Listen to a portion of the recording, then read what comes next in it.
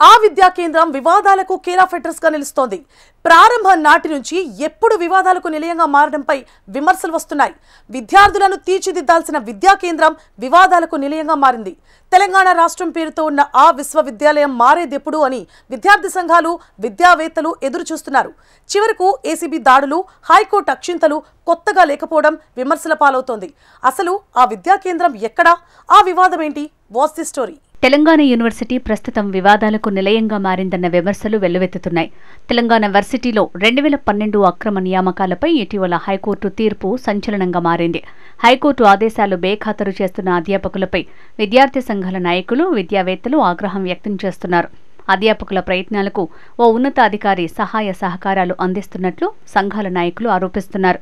University నిబంధనలు కాదని 2012 బ్యాచ్కి లబ్ధి చేకూర్చే ప్రయత్నాలు చేస్తున్నట్లు ఆరోపణలు ఉన్నాయి.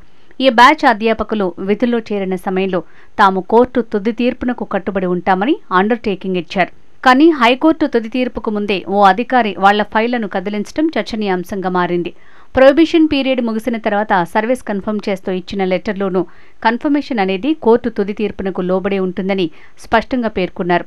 ఈ 2 ఉత్తర్వులు ఇచ్చింది సైతం ఆయా సందర్భాలలో యూనివర్సిటీ అధికారి కావటం గమనార్హం. కానీ నిబంధనలు ఉల్లంఘించారనే ఆరోపణలు ఉన్నాయి. ప్రస్తుత వైస్ ఛాన్సలర్ యాదగిరిరావును తప్పుదోవ పట్టించి నిజాలు దాచిపెట్టి ఇంటర్వ్యూలకు ముహూర్తం ఫిక్స్ చేసుకున్నారనే టాక్ ఉంది.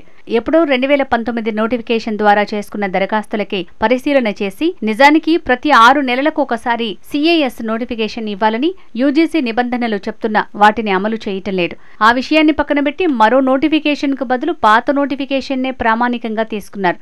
ఇది నిబంధనలకు విరుద్ధమని అంటున్నారు. 2012 అధ్యాపకులకు మద్దతుగా ఆయా సబ్జెక్టు అభ్యర్థుల అప్లికేషన్లలో లొసుగులు ఉన్నప్పటికీ పట్టించుకోకుండా చక్రం తిప్పినట్టు తెలిసిందే.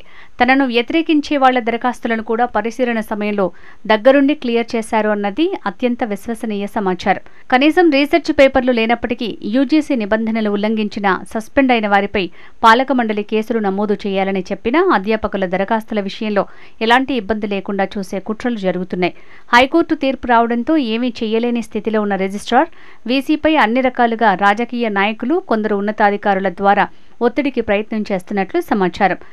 ఈ క్రమంలో 2012 బ్యాచ్కు చెందిన అధ్యాపకులు ఒక్కొక్కరుగా వెళ్లి హైకోర్టు తీర్పు విషయమై అప్పీల్కు వెళ్లేందుకు ఈసీలో ఆమోదం తెలిపేలా సహకరించాలని వీసీపై ఒత్తిడి చేయిస్తున్నట్టు తెలిసింది. గత 4 రోజులుగా సదరు అధ్యాపకులు వీసీని కలుస్తుండటం గమనార్హం. కాగా గతంలోనూ పూర్తిస్థాయి వీసీ లేనప్పుడే ఈ అధ్యాపకుల ప్రమోషన్ల ఫైల్ని కదిలించారు. ఇప్పుడు కూడా పూర్తిస్థాయి పాలక మండలి లేని సమయంలోనే అన్నీ చేస్తుండటం విశేషం. సదరు అధ్యాపకులు మాత్రం తమకు రాజకీయ అండ ఉందని చెప్తున్నారు. హైకోర్టు రిజిస్ట్రార్ నుంచి ఒరిజినల్ తీర్పు కాపీ వచ్చాక పాలక మండలిలో పెడతామని, పాలక మండలి నిర్ణయం మేరకు ముందుకు వెళ్తామని అన్నారు. పాలక మండలి హైకోర్టు తీర్పు మేరకు తొలగించాలని తీర్మానం చేస్తే తక్షణమే సదరు అధ్యాపకులను తొలగిస్తామని అంటున్నారు.